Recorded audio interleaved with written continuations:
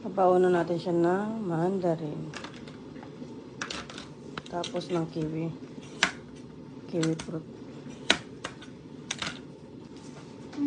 Wow.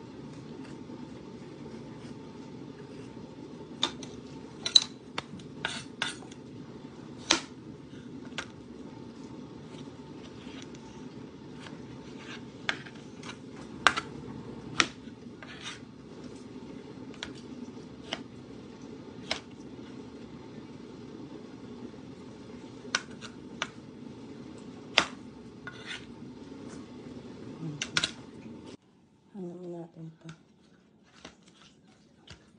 Green apple.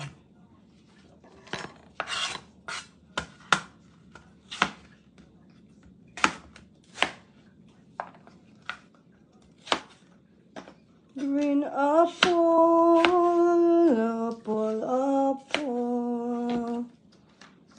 Ayan, I think okay na to ngayon, itong baon niya. Ready na yung baon ni Princess. Gusto daw niya mag-rice. Tapos, ito yung fruits niya. Ito yung kanyang Danish pastry. Tapos, with cranberry. Siyempre, hindi mawawala ang water. Galing to sa Costco. Binili namin sa Costco.